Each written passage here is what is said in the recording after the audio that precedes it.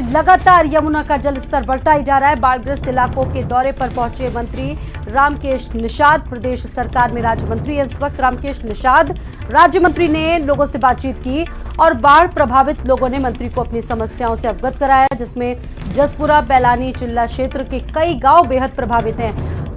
कई गांव बाढ़ से प्रभावित हो चुके हैं और प्रशासन की तरफ से भी वो मुकम्मल मदद अभी तक उनको नहीं मिल पाई है। बाढ़ से किसानों की हजारों बीघा फसलें बर्बाद हुई हैं। खतरे के निशान से 2 मीटर ऊपर बह रही है यमुना नदी। बाढ़ का पानी भर जाने से बंद हुआ है बांदा और कानपुर मार्ग। ये चिल्ला से जो ललौली होकर फतेहपुर को सड़क जाती है उसके ऊपर पानी आ गया है, तो चिल्ला से बांदा को जोड़ने वाली सड़क है, इस पर भी संभावना को देखते हुए कि 1 फुट जल स्तर बचा हुआ है, इसलिए मार्ग को एहतियातन रोक दिया गया है। यमुना नदी है जो चिल्ला से होकर के गुजरती है।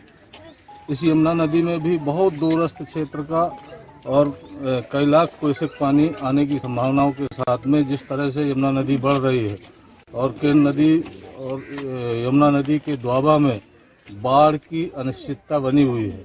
प्रशासन पूर्णतया सतर्क है। सभी अधिकारी जनपद बांदा और फतेहपुर, चित्रकूट, कौशाम्बी के अधिकारियों को सतर्क कर दिया गया है। और सीधा रुख करेंगे हमारे सहयोगी राजनारायण का इस खबर पर। रामकेश, आपसे यहाँ पर राजनारायण त्रिपाठी जानेंगे कि यहाँ पर मंत्री भी पहुंचे थे, क्या कुछ आश्वासन दिया गया जनता की तरफ से? जी, मैं आपको बता दूं साथी कि ये मंत्री रामकेश निषाद इसी क्षेत्र से विधायक हैं जो क्षेत्र सबसे ज्यादा इस समय बाढ़ से प्रभावित है। जनपद में यमुना नदी का जलस्तर लगातार बढ़ रहा है और जो ताजा अपडेट है उसके हिसाब से यमुना नदी खतरे के निशान से 2 मीटर से भी अधिक ऊपर बह रही है। ज्यों जो यमुना का पानी बढ़ रहा है त्यों लोगों की मुश्किलें भी बढ़ रही हैं। यहाँ ये देखने वाली बात है कि अभी लगभग आधा सैकड़ा से अधिक गांवों का संपर्क पूरी तरीके से टूट चुका है।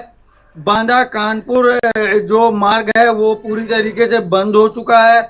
लोगों की हजारों बीघे फसल इस बाढ़ के कारण चौपट हो चुकी है। इसी कारण रामकेश निषाद भी अपने क्षेत्र के दौरे पर गए थे। उन्होंने वहां पर लोगों से बात की है, उनकी समस्याएं जानी है और प्रशासन को जरूरी दिशा निर्देश दिए हैं।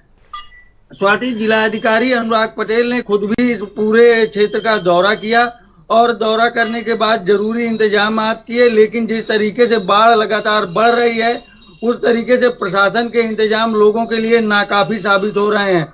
अब तो स्थिति ये भी बन गई है कि लोगों को अपने घर छोड़ करके सुरक्षित स्थानों की तरफ जाना पड़ रहा है।